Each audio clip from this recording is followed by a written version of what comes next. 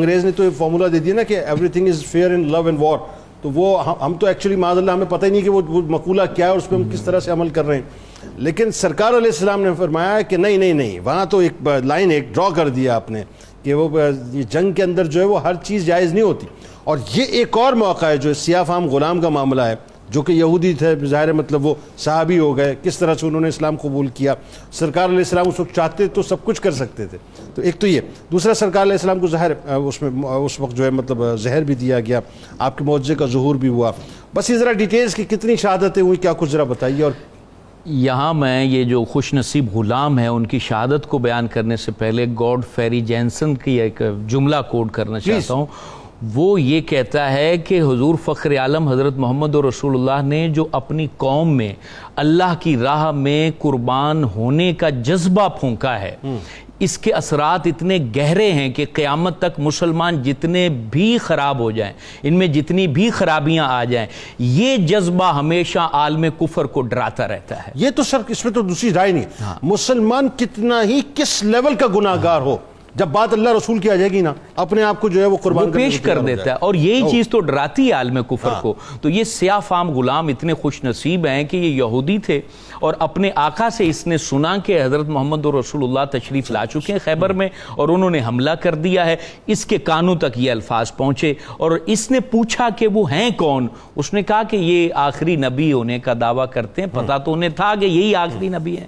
تو پھر وہ بکریاں چرانے کے بہانے سے وہ ریوڑ کو لے کر باہر چلے گئے. اپنے جو ہے نا وہ قلعے سے باہر نکلے تو خیبر کے میدان کے اندر وہ بکریاں چرا رہے تھے. تو حضور صلی اللہ علیہ وسلم کی بارگاہ میں حاضر ہو گئے.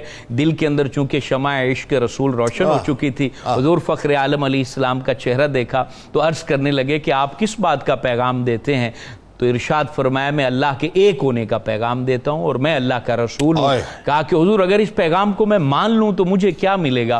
کہا تمہیں جنت ملے گی. کہا کہ حضور میرا تو چہرہ بھی کالا ہے اور نئے نقش بھی اچھے نہیں ہیں، جسم سے خوشبو بھی نہیں آتی ہے، تو کیا واقعی مجھے جنت مل جائے گی؟ کہا کہ ہاں اللہ کو مانو گے تو اللہ تمہیں جنت عطا کر دے گا.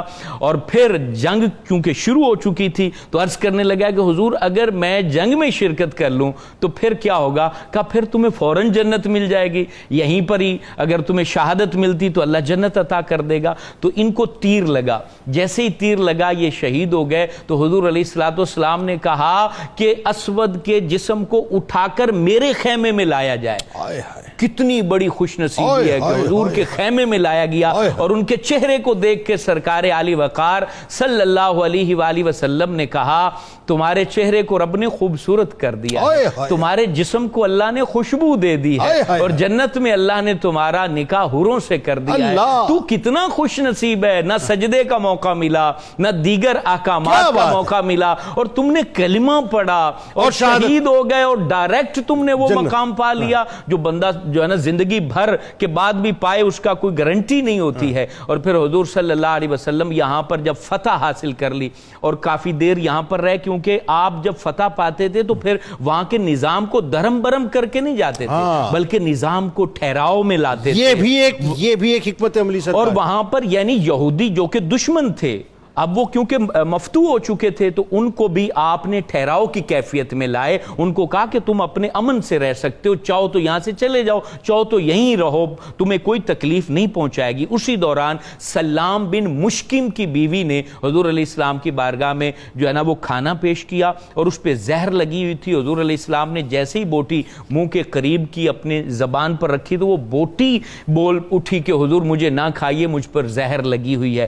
تو آپ نے اس کو جو ہے نا باہر پھینک دیا. اور حضور علیہ صحابی جو ہیں ان کی شہادت، حضرت بشر جو تھے ان کی شہادت اسی موقع پر ہو گئی. آپ نے اس خاتون کو بلایا کہ تم نے یہ زہر کیوں دیا ہے؟ کہا کہ میں نے جو ہے نا انتقام کی سوچ سے دیا ہے اور یہ بھی سوچا ہے کہ اگر نبی ہوگا تو زہر اثر نہیں کرے گا اور نبی نہیں ہوگا تو ایک بادشاہ سے ہماری جو ہے نا وہ جان چھوٹ جائے. مرحب سے اس کا کوئی تعلق بھی تھا نا اس کا. وہ سلام بن مشکم کی بیوی تھی، ان کا نام زینب تھا اور ان کی بیوی تھی یہودی کی اور وہ سردار تھا قبیلے کا. تو اس موقع پر پر جو ہے حضور علیہ الصلوۃ والسلام نے کہا جا تمہیں ہم چھوڑتے ہیں، لیکن پھر صحابہ نے کہا حضرت بشر کا جو ہے وہ قصاص لینا چاہیے، تو ان کے قصاص میں پھر اس کو قتل کیا گیا۔ یہ خیبر کے مقام پر 15 یا 18 یہ دو جو ہے نا وہ تعداد آتی مسلمان شہید ہوئے ہیں، جنت میں پہنچے ہیں، اور 93 جو ہے 93 یہودی یہاں پر قتل ہوئے ہیں اور واصل جہنم ہوئے ہیں۔ خیبر کی جو جنگ ہے ہمیں بہت ساری اسٹریٹجی سکھاتی ہے، حکمت عملی سکھاتی ہے، اور انسانیت سکھاتی ہے کہ حضور کیسے انسان ہمیں بنانے کا حکم دے کے گئے ہیں۔